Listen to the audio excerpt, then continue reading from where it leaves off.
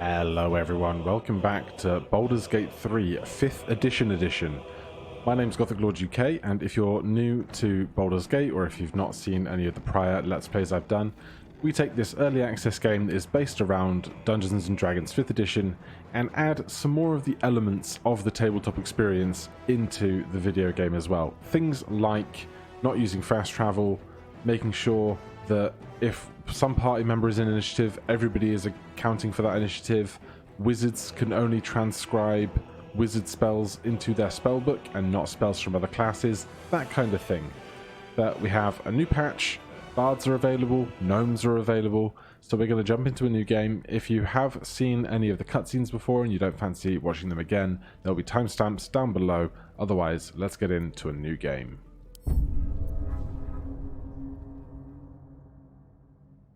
The Dead Three, Baal, Bane, and... nope. Denied.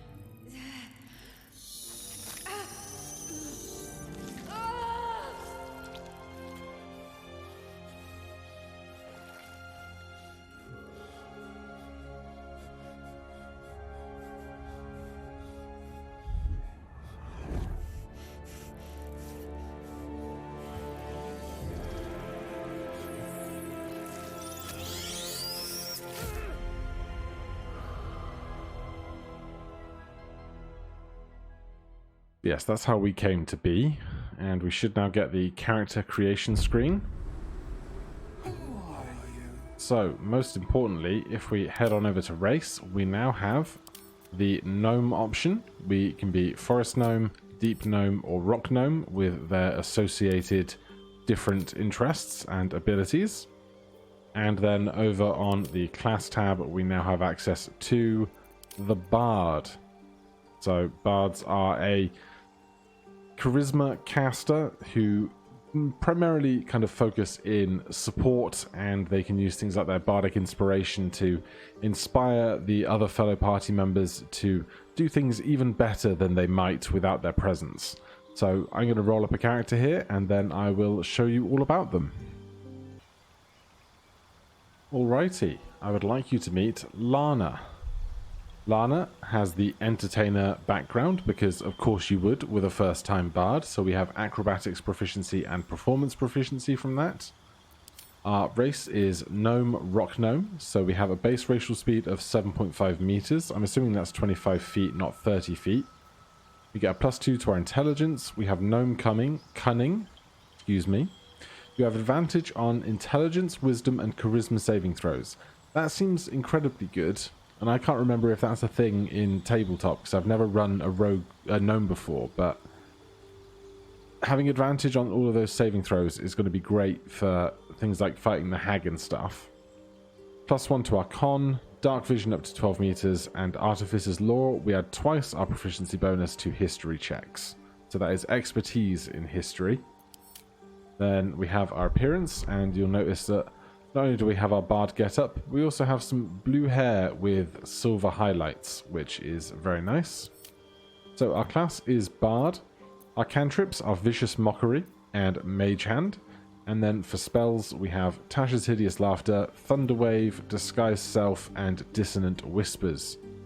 We also start with a violin, and we have a bunch of kind of mixed proficiencies here, as well as the Bardic Inspiration bonus action.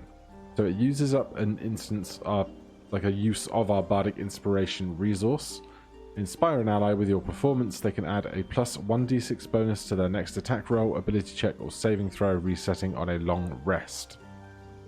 Well, I don't know if you get those back on a short rest, and then they have to be used until a long rest. We'll find that out later.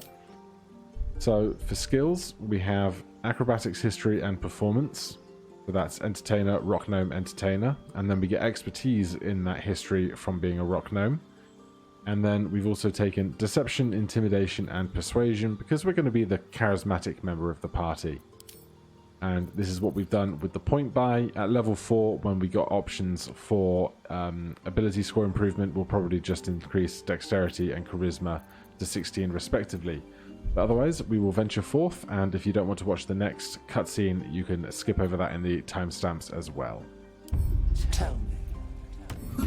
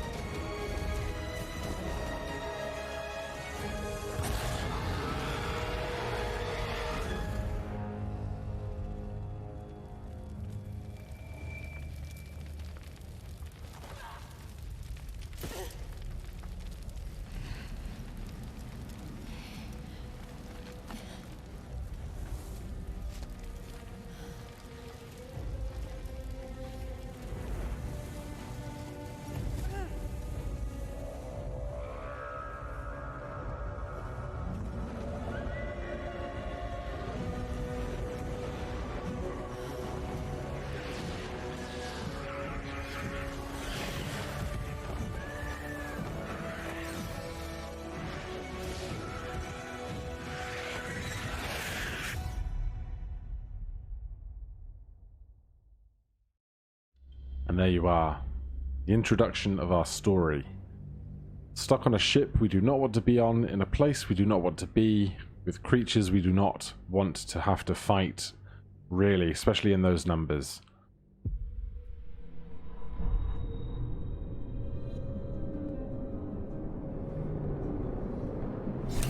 And here we are. Journal updated. Escape the Nautiloid. My head. Seems like a great plan to me. So it has been a good while since I last played Baldur's Gate. Carry me. I played this most every day. I uploaded a video for what, like a year, maybe more, after the initial release. And then in the last patch, when Barbarian came into the equation, unfortunately my game and my hard drive, my graphics card simply would not run that version of the game. I would get to the end of this sequence here on this ship, and every time I try and get through the cutscene and get down onto the bridge, it would just crash horribly. So hopefully, fresh patch, fresh graphics card, everything's going to be much improved. So this UI is not a UI that I've used very much of at all, so it's going to be a little bit of a learning experience for me on that front. Dead. Good. But I do know where a whole bunch of the fun secret stuff is hidden. Let's jump over here, and then over this fire, because I don't really want to be set alight already.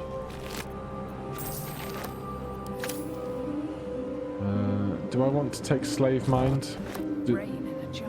Does it have an icon in... Yeah, it does now. It used to be a question mark because the asset wasn't included. So, taking a look at ourselves, we have some simple robes, light armor, 11 armor class, and then we get +2 AC from having a dex of 15. So, for all of our stats here, they all have a stat and then an associated modifier.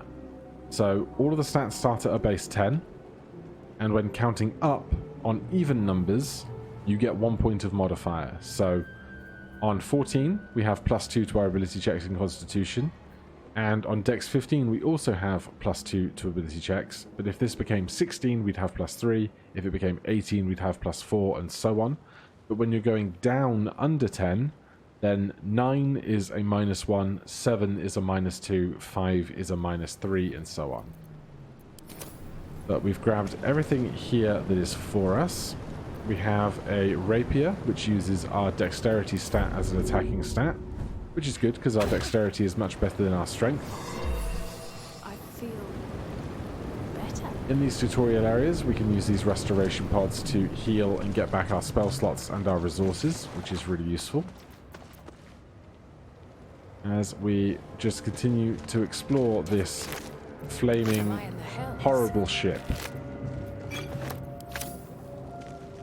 So one of the things that I do when I play Baldur's Gate 3 5th edition, as I call it, is I do not use saves and reloads. Like, obviously, I have to save the game in order to keep going, but I play under what is effectively my own self-imposed Ironman rules.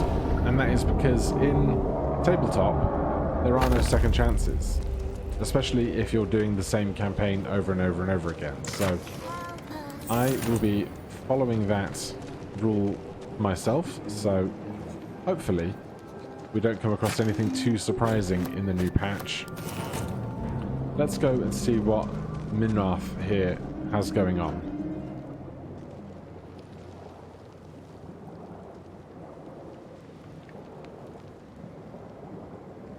Hello.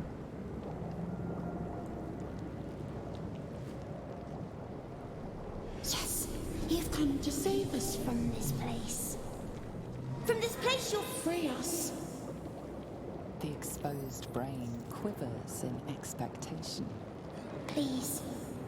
Before they return! They return.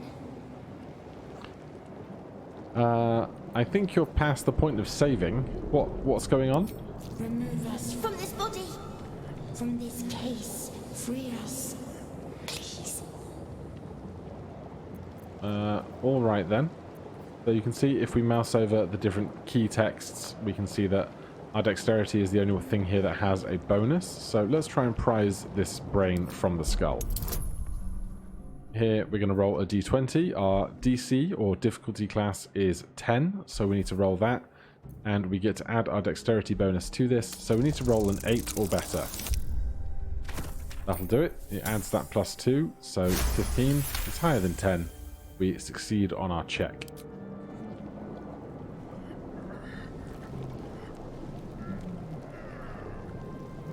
The brain lifts from the skull.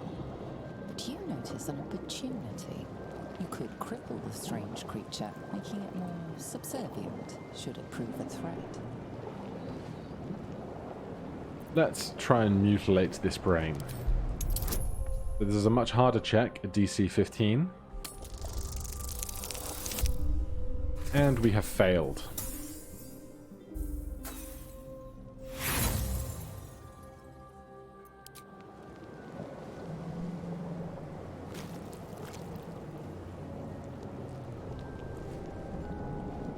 Has that gone well?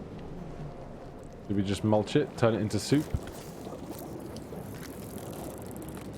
No, of course not. It has little puppy-like paws. They have strange tasting puppies. So we're going to have a fight with us, as it's called. Now, it does have the newborn trait, so it's going to be a less threatening creature. But we can just try and poke it with our sharp stick here. And so what we do is we roll a d20. We add 2 for our dexterity, and then we add 2 for our proficiency bonus. And if that number is higher than their AC, we will be fine. Now, they hit us really, really hard then. I'm not a big fan of it, so let's cast a spell. Dissonant Whispers. Whisper a dissonant melody to a creature. It takes 3d6 psychic damage and becomes frightened.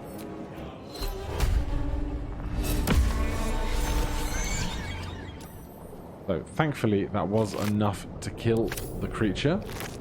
There's nothing else for us up here but us and our 2 HP. Well, I think we're going to go back down to that restoration pod in the previous room and heal up before we have to do any more fighting, because at first level, creatures are, like player characters, are very squishy, and one critical hit or something similar could see us dead. So our maximum HP at the moment is 10.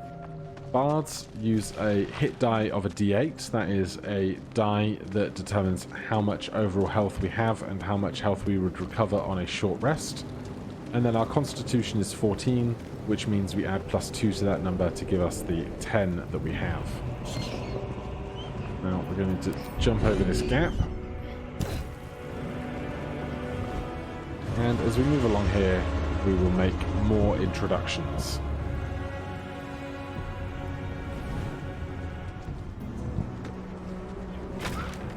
Abomination.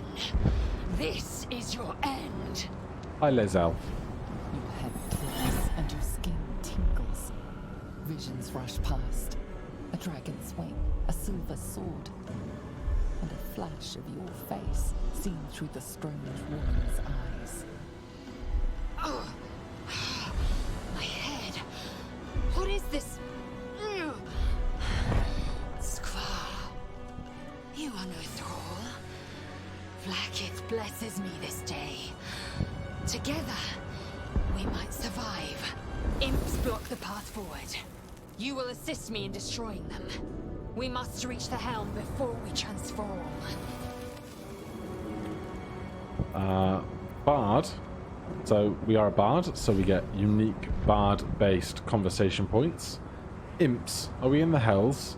Looks nothing like the poems describe. Now is no time for istic poetry. We are in Avernus. My kin have chased this gate ship here, and they will destroy it. Alright then, let the two of us First, carry on. we exterminate the imps. Then we find the helm and take control of the ship. We will address the matter of a cure for this infection once we reach the material plane. Right. I think I'm just going to go check some options. First of all, okay, so weighted dice are a thing that is available to players. I've always had this turned off, but it's clearly turned it back on in my reinstallation. So some players find true RNG kind of annoying, like to just keep hitting nat ones over and over and over again. It's frustrating when RNG is not on your side. So if you want to, you can have weighted dice on, and then the game will kind of be a bit more forgiving in the dice rolls that you have. But I'm going to turn that off, and I also want to go to audio. Unapply changes. I want to apply that change, and then audio. I would like the music volume just down a little, and a little on that, because some of the speech is a little less easy to hear at the moment. So let's, where are we? Where is... Out of sight, out of mind. Eager for battle. Right, so we are now crouching, so we are in a hidden stealth kind of form, and we can see our foes out ahead of us. Now, if we attack a creature whilst we are an unseen attacker, we will have advantage on that attack. So let's take our hand crossbow here and shoot this lesser imp with advantage. They take 3 damage, and we remain stealthed. But now we have been seen. But they have not seen Lae'zel yet, so let's get her in the fight as well. And one of the imps is dead. So Lae'zel joins the initiative, but doesn't get a go until the current round of initiative is fully complete. So, where's our next foe? Up there. I think let's try one of our cantrips. Vicious Mockery. Enchantment cantrip. 1d4 damage of psychic damage. Unleash a string of enchanted insults at a creature. It takes damage and receives disadvantage on its next attack roll. A wisdom save to beat it. Thick as a glob of unguent. So it made it save. Nothing happened, unfortunately. But why not? Let's see, where is... Bardic Inspiration. A bonus action. Class actions inspire an ally with your performance. They can add a d6 to their next attack roll, ability check, or saving throw. So, let's inspire Lae'zel. Then we will end our turn. The imps are up.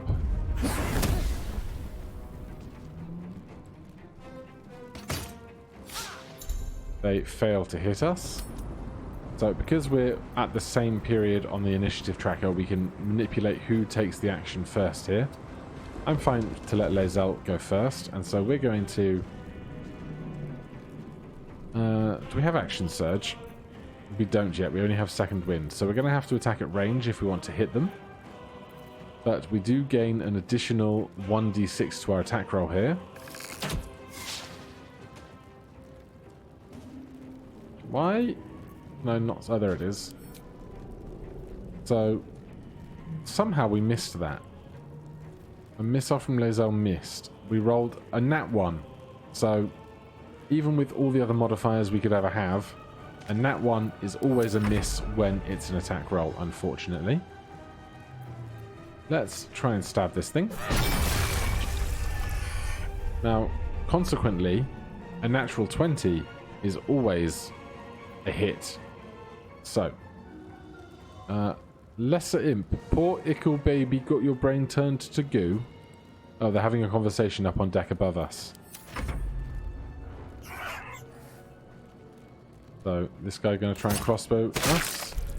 They hit us for 2 damage. It's nothing too worrying.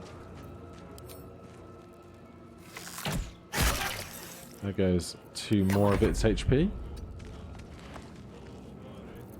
And let's go for our ranged attack, just because it's doing a bit more damage than the Vicious Mockery. You prove surprisingly adequate in battle. Well, geez, what a compliment that is. Now, to the helm. Yeah, well, first of all, I'm going to go and look for stuff, because we always want more loot. 90% of the experience of D&D is being the first one to go, I search for loot, after you clear any kind of encounter. So these incinerated mind flayers may well have stuff on them. There's 2 void bulbs. That is a great thing to have for another occasion. Alright, that's plenty. We will freshen up here. We should get back our use of Bardic Inspiration. Indeed. So these things are basically just a 100% heal of all abilities, skills, and resources.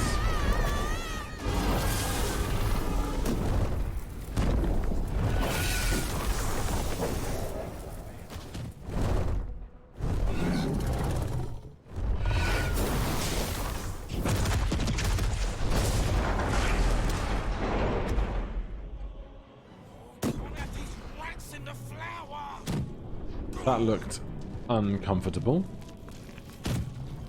So we've got a bunch of slowly dying people here that have also been abducted. We're just going to take whatever we can find so that we can sell it or distribute it later on. Sorry, sir. You are not my priority today.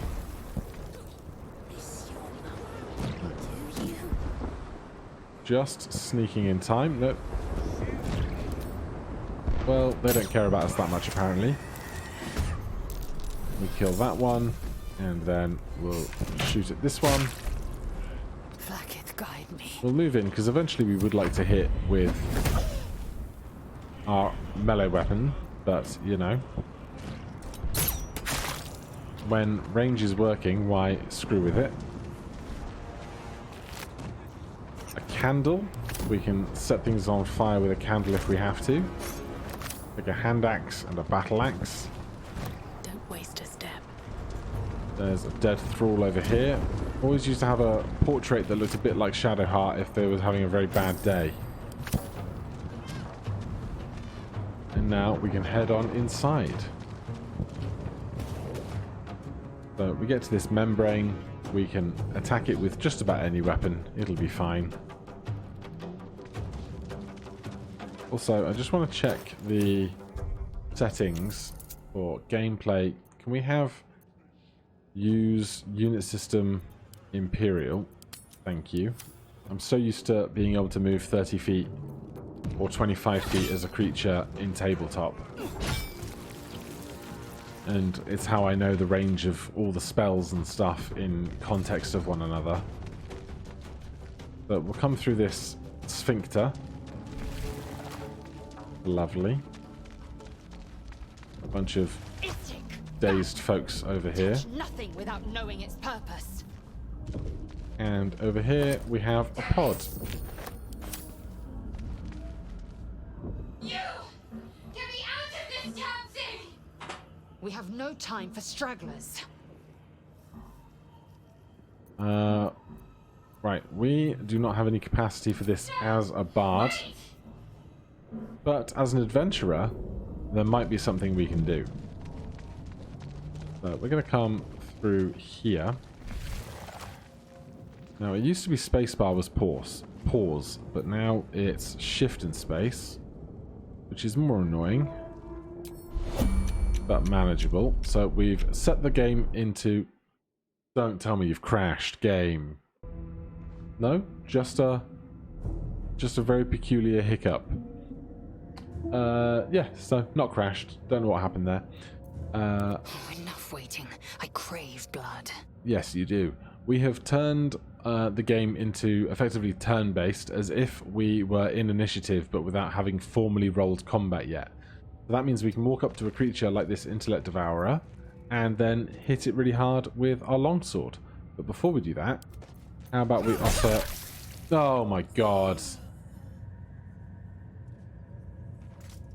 That's so annoying. I wanted to change to Lana and then use Bardic Inspiration, but instead we just knocked Lana out. So let's take the help action.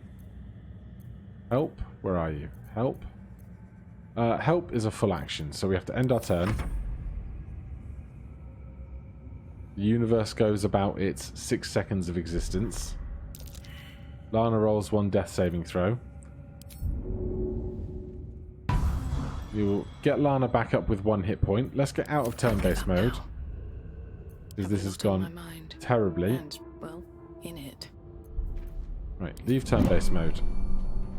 Lana No one needs stopped me yet. Best be on my way. to go and heal. Better not be Fortunately, cursed. there's a restoration pod right here. Could you imagine if I'd have done that really, really late into the campaign? I'd feel terrible. So we're going to bardically inspire.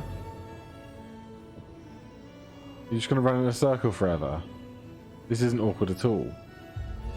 Oh, action, not reaction. An efficient path. Right, where did that brain go? Is it hiding in the shadows? Skra. How many hosts of these games? Oh, it's just stood here. It's frozen in space and time. Right, now we are going to hit it with our sword. Right, it hits back Lae'zel quite hard. We will just keep smashing. Oh, and we're going to crit and everything is fine. Good. Still alive, so that's progress. So, Time to press ahead. with that done, To the we can helm. come and We find must not delay. this dead thrall at the back here. And who knows what they might have on their person. An elaborate key with a fancy new orange border around it. I don't know if that means For what? quest item or something else. But over here, there is a fancy table with an elaborate reliquary. So let's see about opening that, shall we? We use the key, we find some gold, we find an onyx stone and an eldritch rune. A rune. But for what? A couple of scrolls worth our time as well. And then if we spin the camera around back to this table, we can inspect this. The console appears dormant. And there's a socket in the console shaped like the rune we found. The console hums to life. Take a closer look at the powered up console with our Arcana skill.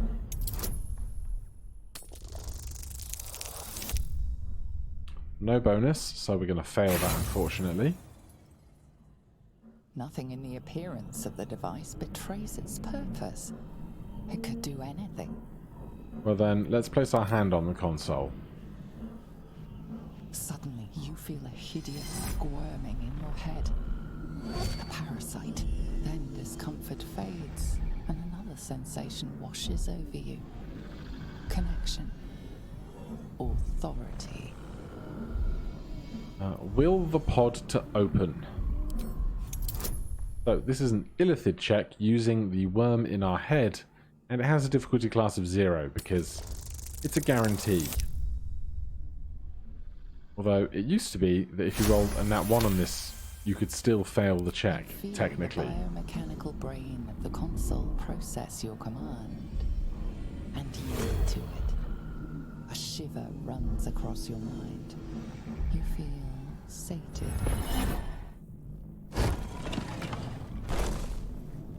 So we have freed another companion. Forced turn-based mode. Yes, I've learnt that one, thank you. Helping downed characters. I don't need to do that either, but we can talk to Shadowheart. I thought that damn thing was going to be my coffin. Thank you. Your mind lurches into her thoughts. Her gratitude is mixed with wariness, because you have a Gith with you. You keep dangerous company. I mean, we kind of need that in a fight right now. Fair point. Looks like there's plenty of fighting ahead. Let me come with you. We can get off this ship and watch each other's backs along the way. Sounds great. I'm Lana. Shadowheart. One moment.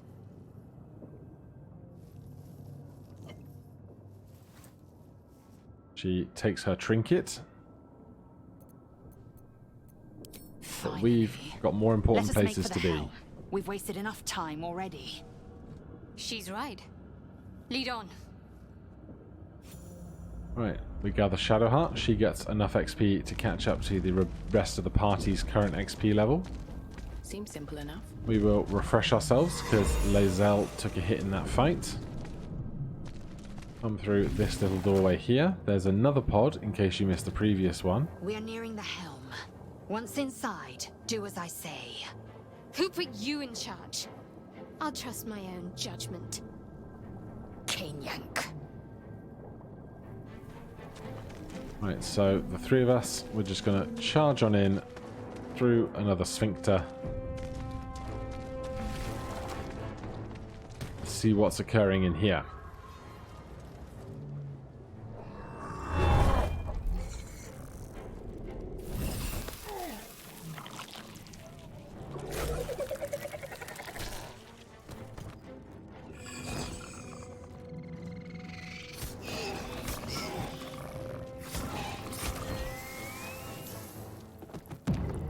Death by 1,000 tiny scratches. Connect the nerves of the transponder.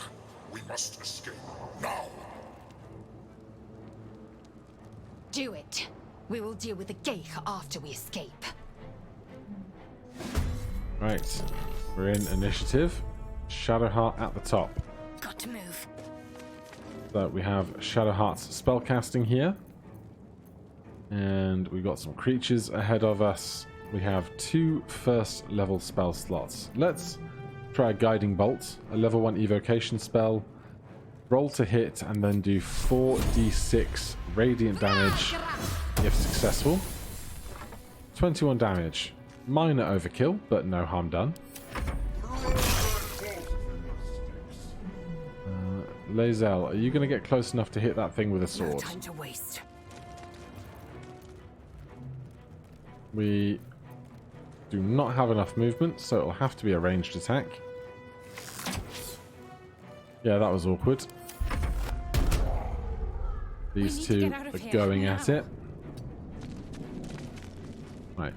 We're going to leave Lae'zel to deal with that, and we are going to take the dash action. This uses our action, but doubles our movement speed for the Swift as turn. my feet can carry me. And then as a bonus, let's inspire Lae'zel again.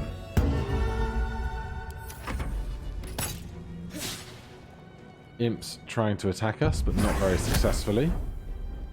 On the move. Let's try a cantrip here in Sacred Flame. This guy's going to make a dexterity saving throw. They succeed, so they do not take any damage. We're going to waltz up to this one here. Give them a big longsword-shaped bop on the head.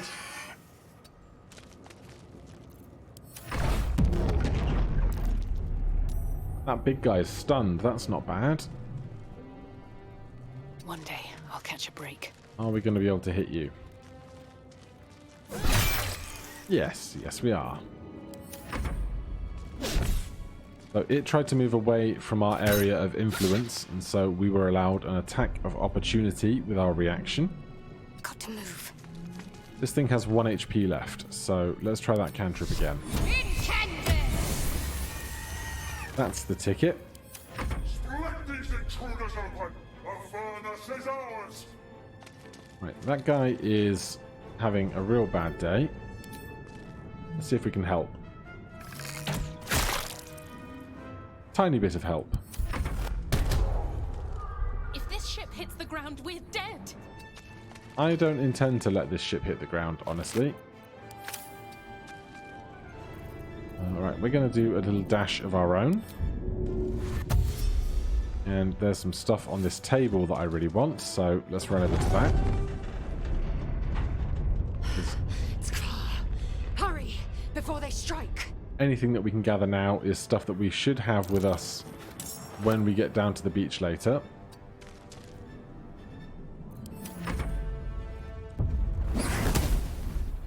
These guys can't hit us for toffee. And let's go with another guiding bolt here. Bye-bye. This one dashing to close the gap with his hand axe. Take this ship, or Zariel will have your head. This thing's still stunned. Like, if we could kill it, it's really worth doing, but I'm not going to cheese it. Let's just keep up in our fight.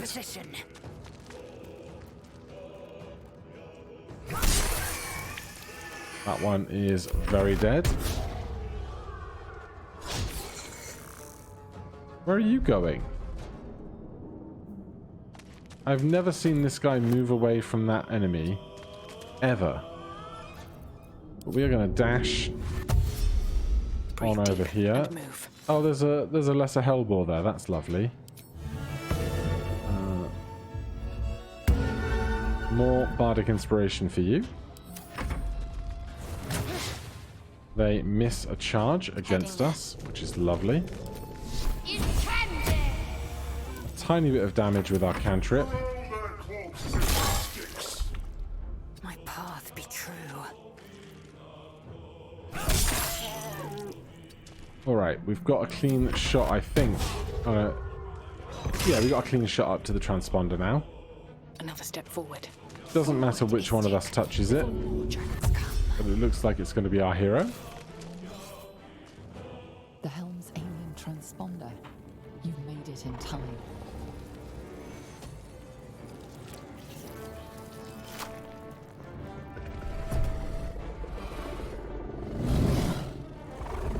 Hello, dragon.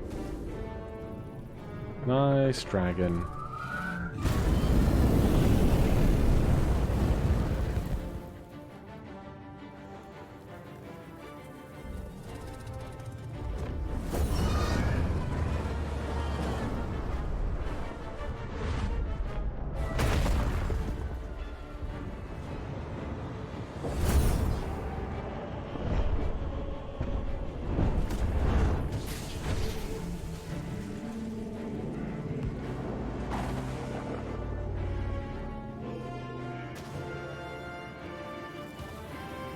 When you're a bard, you can pluck a harp string, right?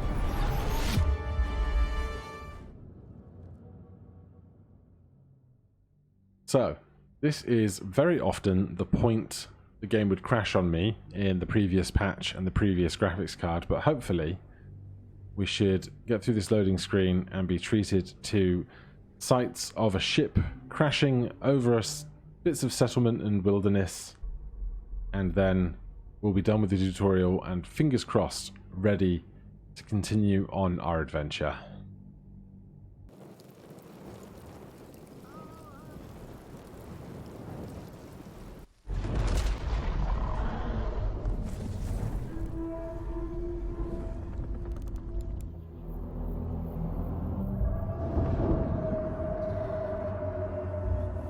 Just a little bit of latent pop in on some of those textures.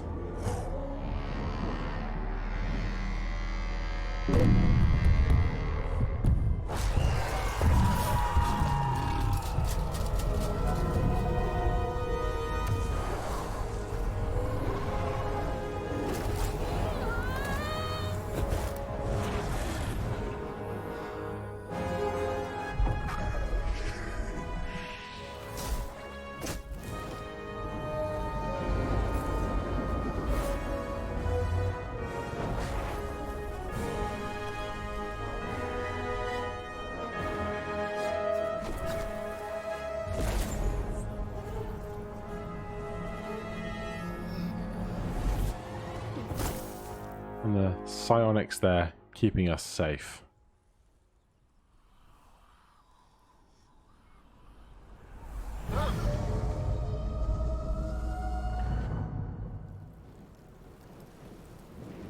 I think that's new. Hells. But here we are, successfully on the ravaged beach. I'm in one piece. We're here. The game has saved, I think. We have all of that stuff that we gathered from the ship, and we are very nearly at level 2. But for now, that just leaves me to say thank you guys ever so much for watching. If you're excited for this new series, please do let me know down in the comments below. If there's anything you would like explained or anything you would like to see specifically out of this run, do let me know. Otherwise, I will see you in the next one. Cheers.